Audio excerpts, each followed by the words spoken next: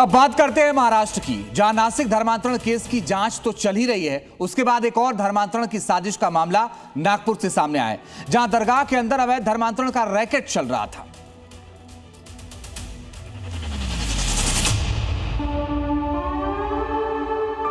महाराष्ट्र का नागपुर और नागपुर में बनी अम्मा की दरगाह। अम्मा की इस दरगाह में जहां लोग इबादत के लिए आते थे, लेकिन उस अम्मा की दरगाह में कुछ ऐसा चल रहा था जिसे लेकर इस पर बड़े सवाल खड़े हो गए हैं। अम्मा की इस दरगाह में हिंदू महिला को बंधक बनाया गया, मारपीट की गई, मारने की कोशिश की गई और जबरन धर्मांतरण करवाने की कोशिश की गई।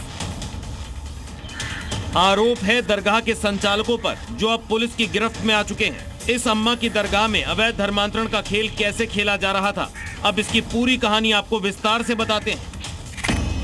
दरअसल पश्चिम बंगाल की रहने वाली महिला हर साल उर्स के कार्यक्रम में शामिल होने नागपुर आती थी। आरोप है कि इसी दौरान उसे दरगाह परिसर में बंधक बना दिया गया। उस पर हिंदू से मुस्लिम बनने का दबाव बनाया गया और महिला को प्रताड़ित किया गया। महिला ने यह भी खुलासा किया कि विरोध करने पर उनके साथ मारपीट की गई, छेड़छाड़ की गई और जान से मारने की धमकी भी दी गई। उनके दरगाह पे बंधक रखा गया था और फिर उसके बाद उन पर मारहान की गई और उन पे प्रेशर किया गया कि वो धर्म परिवर्तन करें।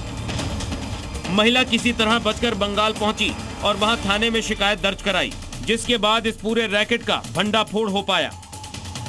घटना में तांत्रिक एविडेंस जो है वो ऑलरेडी सीज करके फोरेंसिक साइंस लेबोरेटरी को दिया गया है, ताकि उसकी विश्लेषण हो सके और प्रायोरिटी पे रिपोर्ट्स भी बनाई गई।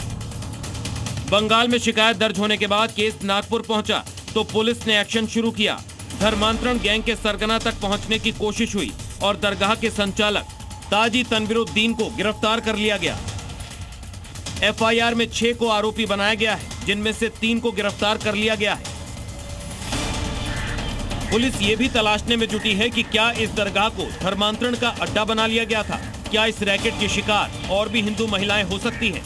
क्योंकि इससे पहले अभी महाराष्ट्र में ही टीसीएस कंपनी में धर्मांतरण का मामला भी सामने आया था और अब दरगाह में चलते इस धर्मांतरण रैकेट से सवाल बड़े हो गए हैं कि क्या प्लानिंग के तहत ही धर्मांतरण के रैकेट महाराष्ट्र के अलग अलग हिस्सों में चलाए जा रहे हैं। ब्यूरो रिपोर्ट, जी मीडिया।